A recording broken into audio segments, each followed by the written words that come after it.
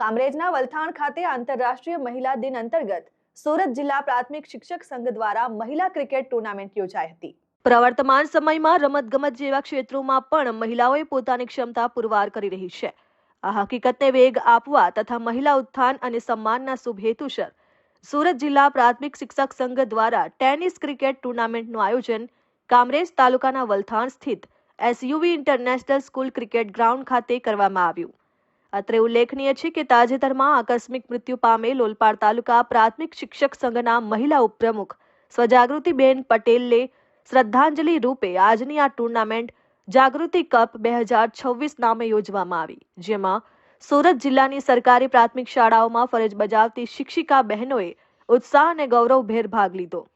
ટુર્નામેન્ટનું ઉદ્ઘાટન જિલ્લા પંચાયત શિક્ષણ સમિતિના અધ્યક્ષ ભારતીબેન રાઠોડના હસ્તે કરવામાં આવ્યું।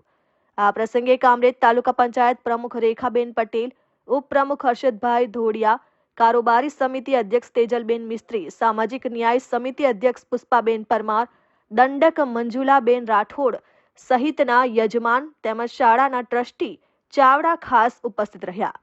ટુર્નામેન્ટના પ્રારંભે સ્વજાગૃતિબેનના આત્માની ચીર શાંતિ અર્થે 2 મિનિટનું મૌન પાળવામાં આવ્યું।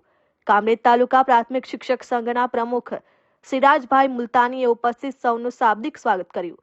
આ તકે સુરત જિલ્લા પ્રાથમિક શિક્ષક સંઘના પ્રમુખ કિરીટભાઈ પટેલે ખેલાડીઓ તથા દર્શકોને સંબોધતા જણાવ્યું કે આધુનિક યુગમાં રૂઢિચુસ્ત રિવાજોને અવગણીને મહિલાઓ આજે વિવિધ ક્ષેત્રે સ્વબળે વિકાસના આકાશમાં ઉડાન ભરી રહી છે।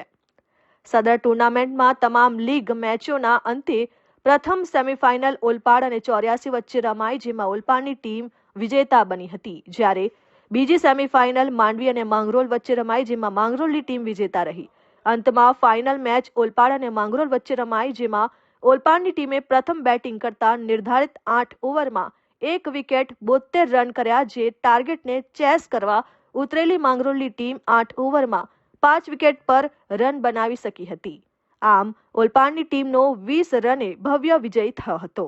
ટુર્નામેન્ટને સફળતાપૂર્વક પાર પાડવા કામરેજ પ્રાથમિક શિક્ષક સંઘના સિનિયર કાર્યવાહક પ્રમુખ અને સદર ટુર્નામેન્ટના કન્વીનર એવા સાગરસિંહ ચૌહાણ તથા સંઘના હોદ્દેદારોએ ભારે જહેમત ઉઠાવી હતી।